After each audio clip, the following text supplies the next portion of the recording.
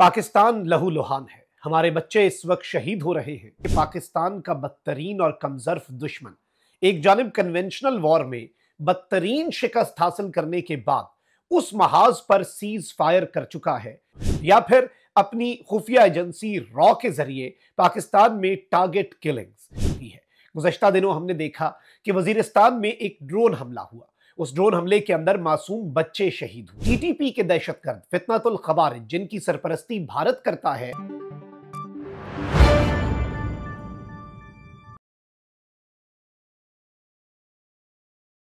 बिस्मिल्लाहिर्रहमानिर्रहीम, अस्सलाम वालेकुम। मैं हूं मखदूम शहाबुद्दीन। 21 मई 2025 बुध का दिन।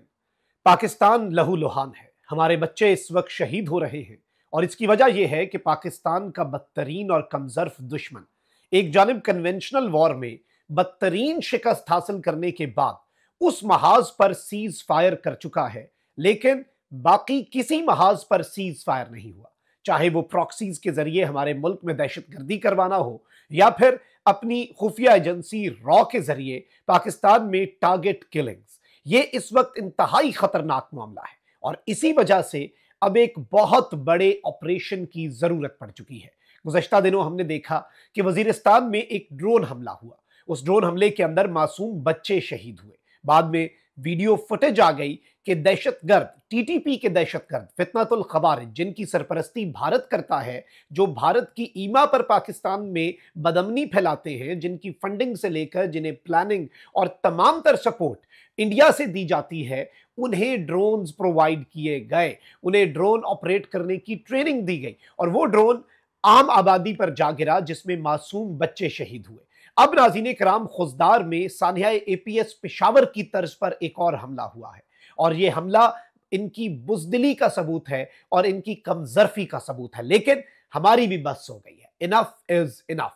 पिछले 2 दिन में हमने देखा एक कार्रवाई सिंध में और एक लाहौर में टारगेट किलिंग की, फिर ये टीटीपी का फितनतुल खवारिज एक्टिवेट करने वाला मामला, और एक और महाज जो बीएलए का है, जो कि भारत का सबसे पुराना और सबसे भारत इसे अपना कीमती असासा समझता है, इंडिया का ये प्रोजेक्ट है। खैर, मैं आपको ये बता दूं कि स्टेट स्पॉन्सर्ड टेररिज्म जो है वो इंडिया की, उसका विक्टिम सिर्फ पाकिस्तान नहीं है, उसके विक्टिम आलमी सतह पर बहुत तरक्की याफ्ता ममालिक भी हैं, जिनमें कनाडा सरे फहरिस्त है। आपको वो डिप्लोमेटिक जंग याद होगी जब इवन ये जो दहशतगर्दी इंडिया करवाता है उसकी पादाश में और रवाबित इस्टेब्लिश होने पर भारतीय एम्बेसी के लोगों को उठाकर कनाडा ने मुल्क से बाहर फेंक दिया था। और ये एक वो मुल्क है जो अपने जख्म चाट रहा है और इस वक्त बच्चे भी महफूज नहीं है। अब ये जो खुजदार के अंदर 0 पॉइंट के मकाम के करीब स्कूल की बस के ऊपर खुद को हमला हुआ है, ये इंतहाई अनफॉर्चुनेट है। इसमें हमारा बताया ये जा रहा है कि हमारी 4 बच्चियां शहीद हुई हैं जी, और इसके साथ ही साथ एक ड्राइवर और एक हेल्पर जो है, जो बस के अंदर होता है, वो भी शहीद हुए हैं। बाकी जख्मियों की तादाद बहुत ज्यादा है और शदीद तरीन जख्मी भी हैं। अल्लाह ना करे कि डेथ टॉल जो है वो इंक्रीज हो। शदीद जो जख्मी थे उन्हें एयरलिफ्ट करके सीएमएच क्वेटा मुंतकिल कर दिया गया है और उन्हें फौरी तौर पर वहां पहुंचाया गया है हेलीकॉप्टर्स के जरिए, एयर एम्बुलेंसेस के जरिए। लेकिन इस वक्त कुछ चीजें हैं जिन्हें रीथिंक करने की जरूरत है। सबसे पहले तो मैं आपको यह बता दूं कि भारतीय मीडिया, जो एक UN designated terrorist organisation BLA के स्पोक्स पर्सन को एयर टाइम देता है, ये दुनिया में कहीं नहीं होता कि दहशतगर्द तंजीम को अपने एजेंडे के फरोग के लिए आप एयर टाइम दें और उन्हें टीवी के ऊपर बुलाएं और उनसे उनका मौक़िफ़ सुने और उनकी साइड ऑफ द स्टोरी सुने। This never happens. लेकिन इंडिया के अंदर ये होता है क्योंकि इंडिया एक स्टेट स्पॉन्सर ऑफ टेररिज्म मुल्क है। इंडिया जो है वो रियासती सतह पर दहशतगर्दी का सरपरस्त है। कुलभूषण यादव की स्टेटमेंट काफी है इंडिया के खिलाफ, जो कि हाजिर सर्विस ऑफिसर था, जो पाकिस्तान के अंदर से पकड़ा गया भारतीय नेवी का, रॉ के लिए काम कर रहा था, सर्विंग उनका ऑफिसर था भारतीय नेवी का कुलभूषण यादव। फिर उसने जो कन्फेशन दिया, एक एक चीज आपको मालूम है नाज़रीन इकराम, सबके सामने है। अब ये जो सूरत हाल है ये इंतहाई तशवीशनाक है और इसमें मैं आपको ये बता दूं कि भारत के अंदर जो रॉ से मुंसलिक अकाउंट्स है ना, क्योंकि जाहिर बात है अपने बगल बच्चे हैं, अपनी प्रॉक्सी है बीएलए और इन्हें प्रमोट करते हैं, और वैसे भी इनके अकाउंट्स बड़े दिनों से ये कह रहे थे कि अब पाकिस्तान को अफगानिस्तान के बॉर्डर से, यानी टीटीपी के जरिए और बीएलए के जरिए हम जवाब देंगे। क्यों बुज़दिल हो? क्यों तुम्हारी फौज ने चूड़ियां पहन ली हुई हैं कि तुम्हारा फौजी लड़ने के लिए तैयार नहीं है? तुम्हारी एयरफोर्स के पायलट, जब हम 10 तारीख को घुसे, एक पायलट भी तुम्हारे मुल्क में ऐसा नहीं था जो अपना त्यारा उड़ा लेता, कहता है भाई हमारे घर में घुसे हैं, मैं त्यारा उड़ा के इन्हें गिराऊंगा। ये वजह है कि तुम लोग अब इनके जरिए आ रहे हो। 7 तारीख को तो हमने तुम्हें अपने मुल्क में दाखिल नहीं होने दिया, तुम्हारी अपनी सरजमीन पे तुम्हें ठोका था ना। और 10 तारीख को तो फिर तुम लोगों ने आगे से कुछ किया ही नहीं। और शायद इसी चीज का गुस्सा है, इसी चीज का अभी तक इनके अंदर से एग्रेशन नहीं जा रहा कि फौजी जो है वो नाकारा, राफेल लेके भी राफेल का नाम डुबाया, अपना कोई फायदा ये लोग नहीं कर सके।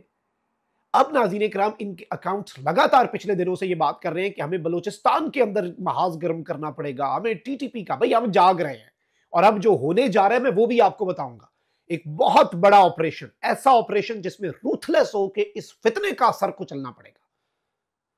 और ना सिर्फ, और इस तरह का ऑपरेशन करने की जरूरत है इस वक्त जिसकी हिद्दत ये बीएलए के दहशतगर्द सिर्फ महसूस ना करें, नई दिल्ली के रॉ हेडक्वार्टर के अंदर बैठे हुए इनके हैंडलर्स भी, दहशतगर्दी के सरपरस्त जो है वो भी इसकी हिद्दत को महसूस करेंगे।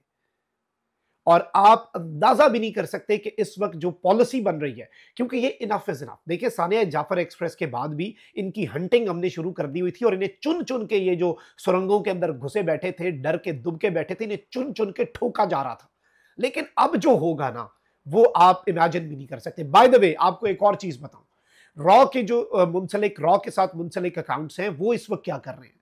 वो इस वक्त नाज़रीन कराम ये नैरेटिव बना रहे हैं, और वो ये खबरें चला रहे हैं कि पाकिस्तान में आर्मी व्हीकल के ऊपर हमने हमला करवा दिया है, आर्मी पर्सनल। तो भाई, आर्मी पब्लिक स्कूल और आर्मी पर्सनल में फर्क पता है ना? लेकिन तुम लोगों को, क्योंकि एपीएस का सानिया, एपीएस जो था उस दहशतगर्द ग्रुप के तो तुम लोग सरपरस्त थे। तुम तो मासूम बच्चे मरवाते हो, यही तुम लोगों की औकात है। ऑपरेशन सिंदूर में मासूम बच्चे हमारे मरे थे, और फिर जो फतह 1 मिसाइल हमने इधर से चलाया था ना ऑपरेशन बुनियानुम मरसूस में, उसके साथ हमने अपने बच्चों की तस्वीरें लगा के रखी थी कि उनका बदला है। अगर हम उन बच्चों का बदला ले सकते हैं ना ऑपरेशन सिंदूर वाले, तो मीर अली वजीरिस्तान में ड्रोन में मरने वाले बच्चों का भी, और ये जो एपीएस की बस के ऊपर तुम लोगों ने हमला कराया, इन बच्चों का बदला हम नहीं लेंगे। ये तुम्हारी खाम ख्याली है। और सिर्फ अब प्रॉक्सीज के जरिए नहीं, प्रॉक्सीज के जरिए आई तुम इसलिए हो कि इन्हें नुकसान भी पहुंचाएंगे और हमें कोई कुछ नहीं कहेगा। अब वो दौर चला गया, इनफ इज इनफ। और वैसे भी डिप्लोमेटिकली तुम लोग आसमान से जमीन पर आकर गिरे हो। मिलिट्री माइट का जो तुम राग अलापते थे, पाकिस्तान ने तुम्हारे कॉन्सेप्ट क्लियर कर दिए, अक़वाम आलम में तुम्हारी इज्जत रह ही कोई नहीं गई। और अब this is the right time for Pakistan to strike. Pakistan को अब एक बहुत बड़े ऑपरेशन क्लीन स्वीप के सफाया, सिरे से सफाया। देखिए, बच्चों की शहादतें, ये इनफ इज इनफ। पाकिस्तान को इस वक्त ऑपरेशन क्लीन स्वीप की जरूरत है, इनका कला कमा करने की जरूरत है, इनकी बुनियादें हिलाने की जरूरत है, इन्हें ठोकने की जरूरत है, ये चाहे फिर कहीं पर भी मौजूद हो। आई रिपीट, ये कहीं पर भी मौजूद हो। इनके कुछ सरपरस्त अगर नई दिल्ली में भी बैठे हैं ना, और दहशतगर्दी करवा रहे हैं, दहशतगर्द हैं, तो फिर वो भी अब महफूज ना रहे। और इस चीज की इस वक्त शिद्दत से जरूरत महसूस की जा रही है, क्योंकि सानिया जाफर एक्सप्रेस के बाद भी इट वाज द टाइम। और अब बाज़ाब्ता तौर पर मैं आपको यह बता दूं कि इस सारी की सारी सूरत हाल में हमें कुछ और चीजें करने की भी जरूरत है।